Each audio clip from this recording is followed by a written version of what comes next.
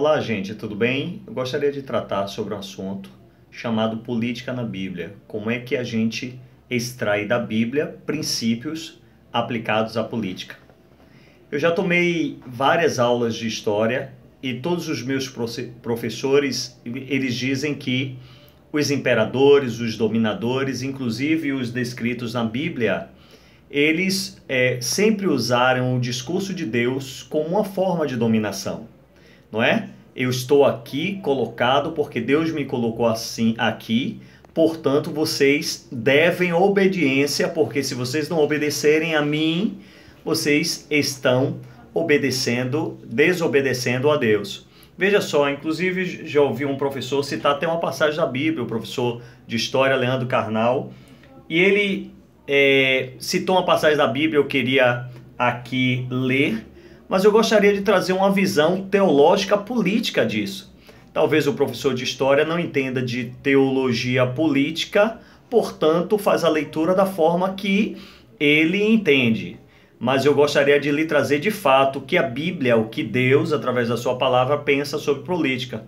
E a palavra está em 1 Pedro, capítulo 2, versículo 13, que diz assim: sujeitai-vos a toda a instituição humana por causa do Senhor, quer seja o rei, quer o soberano, quer as autoridades como enviadas por ele, tanto para castigo dos malfeitores, como para louvor dos que praticam o bem. A Bíblia está me dizendo que as autoridades constituídas são constituídas por Deus e os cidadãos devem obedecê-las, e esta autoridade, então, ela tem que cumprir uma função. Quando a gente fala em que os soberanos eles se colocam como autoridade de Deus, colocado por Deus, e por isso os homens devem também obedecê-los por isso, de fato eles estão certos. Só que eles também estão sujeitos à autoridade daquele que o colocou. Portanto, Deus está acima das autoridades, e abaixo de Deus as autoridades também estão sujeitas a Deus e aos seus princípios, assim como os cidadãos. Os cidadãos devem obediência ao rei, ao soberano, assim como o soberano deve obediência a Deus. Este é o princípio de Deus. Este é o princípio de uma interpretação teológica de política na Bíblia. E assim diz: para castigo dos malfeitores, como para louvor dos que praticam o bem. Veja só, as autoridades elas são constituídas e elas têm responsabilidade definida. Os malfeitores precisam ser punidos, e os que praticam o bem, os cidadãos de bem, os cidadãos que praticam a lei, que cumpre a lei, que cumpre todas as questões de um cidadão, tudo que a legislação pede para que um cidadão cumpra, esse cidadão deve ser recompensado.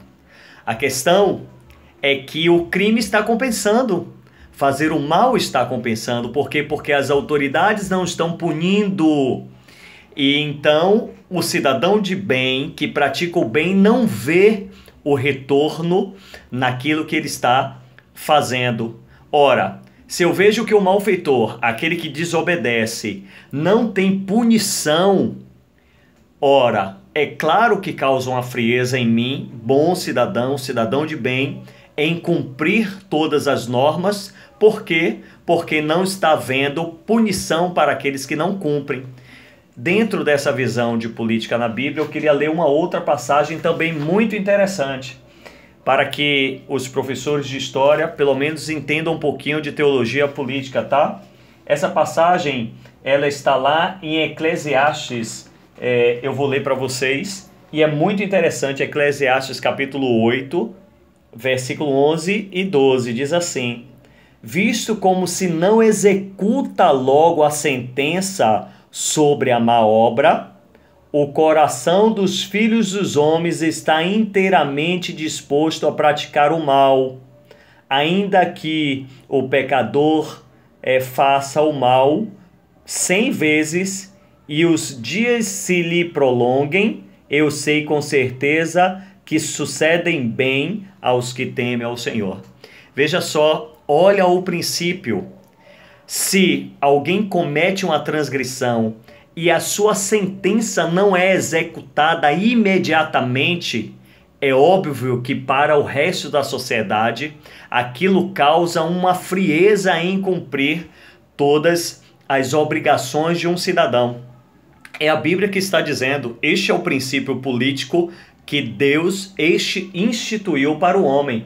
Ora, se não se executa logo a sentença sobre a má obra, o coração dos filhos dos homens está inteiramente disposto a praticar o mal. Ora, se o crime não compensar, se fazer o mal não compensar, se não obedecer à legislação vigente de um país não compensar, pode ter certeza que uma minoria vai deixar de praticar. Mas se o crime não é executado, a sentença não é executada imediatamente, não é coibido a ação imediatamente, o que é que vai acontecer? Para as outras pessoas, então, não há tão mal assim praticar o mal. Finalizando, eu queria ler Provérbios capítulo 11, 14, que diz assim. Provérbios 11, 14 também traz uma passagem muito interessante e ela diz assim: não havendo sábia direção, cai o povo. De fato, precisamos de homens que dê sábia direção ao povo. Precisamos de homens na política que sejam exemplos para o povo. Porque se aquele que defende a aplicação de uma norma e de uma punição, ele mesmo não cumpre, é óbvio que para o resto da sociedade não vai compensar então cumprir as normas que os outros não cumprem. Tá bom? Essa é uma parte de visão de política na Bíblia. Eu espero gravar outros vídeos trazendo a visão política, tá certo? Então o discurso do rei de que ele está lá colocado por Deus e por isso o cidadão tem que obedecê-lo, não é um discurso criado para dominação, mas criado para que o cidadão tenha temor, mas ele também tenha temor. Porque assim como ele vai cobrar do cidadão que descumpre as suas obrigações, Deus também vai cobrar dele. Por quê? Porque está como uma liderança diante dos homens. É um ministério tão sacrossanto como qualquer um outro divino, tá bom? Que Deus abençoe. Meu nome é Marcos Costa, daqui de Salvador, Bahia, e eu sou um pesquisador de teologia política, por isso vamos estar gravando outros vídeos, tá bom? Deus abençoe. Tchau.